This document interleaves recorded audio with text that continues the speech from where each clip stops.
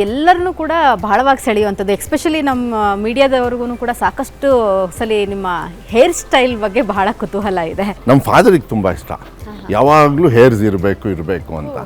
So ನಾವು college ಅಪ್ಪ ಅಂದ್ರೆ 4 ಬಡ್ದು ಕಟ್ ಮಾಡಿಸ್ಕೊಂಡು ಇಲ್ಲ ಹಿ ವಾಸ್ ವೆರಿ ಸಿಂಪಲ್ಲು.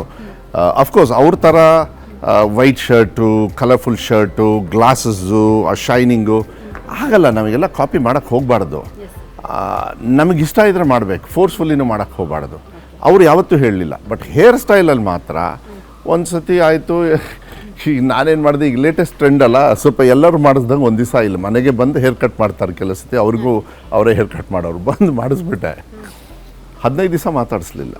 ನಮ್ಮ ಲೈಫಲ್ಲಿ ಹೈಯೆಸ್ಟ್ ಅನಿಸುತ್ತೆ ಆ್ಯಂಗ್ರಿ. ಅಷ್ಟೊಂದು ನಿನ್ನ ಮುಖ ನೋಡೋಕ್ಕಾಗಲ್ಲ, ಹೆಂಗಿರ್ಬೇಕು ಎಲ್ಲರೂ, ಎಷ್ಟು ಚೆನ್ನಾಗಿತ್ತು, ಏನು ಮಾಡ್ಕೊಂಡಿದ್ದೀರಿ, ನಿಮಗೆ ಏನಾಗಿದೆ, ನಿಮಗೆ ಇದು ಇಲ್ಲ ಲೇಟೆಸ್ಟ್ ಟ್ರೆಂಡ್ ಅಲ್ಲ ಅಂತ ಹೇಳಿದ್ದೆ. ಎಂತ ಬೆಂಕೆಟ್ಟೋಯ್ತು ಅದಕ್ಕೆಲ್ಲ ಟ್ರೆಂಡಿಗೆ. ನಿಮಗೆ ನೋಡಿ ಎಷ್ಟು ಚೆನ್ನಾಗಿ ಕಾಣಿಸ್ತಾ ಇತ್ತು, ಈಗ ಒಂಥರ ಅಸಹ್ಯವಾಗಿ ಕಾಣಿಸ್ತಾ. ಅಂದರೆ ಹೀಸ್ ಲೈಕ್ ತುಂಬ ಉದ್ದುದ್ದ ಹೇರ್ಸು ಅದೆಲ್ಲ ಇರಬೇಕಂತೇಳಿ. ಹಂಗಂದ ತಕ್ಷಣ ಇಲ್ಲಿವರೆಗೂ ಬಿಡಬೇಕು ಒಂಥರ ಇದೆಲ್ಲ ಅಲ್ಲ, ಅದನ್ನು ಮಾಡಿದ್ದೀವಿ.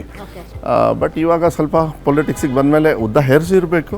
Have to be little careful also. College ಮುಗಿಸ್ಕೊಂಡು ನೀವು cinema immediately April 16th 1988 at 5 o'clock I got into business. So ನಮ್ಮ ಮನೆ ಎದುರುಗಡೆ ಪ್ರಕಾಶ್ ರೋಡ್ ಲೈನ್ಸ್ ಅಂತ ಹೇಳಿ ಬಸ್ ಬಾಡಿ ಬಿಲ್ಡಿಂಗ್ ಎಲ್ಲ ಮಾಡ್ತಾರೆ. ಪ್ಲಸ್ ಅವ್ರದ್ದು ಟ್ರಾನ್ಸ್ಪೋರ್ಟೇಷನ್ ಬಿಸ್ನೆಸ್ ಇತ್ತು.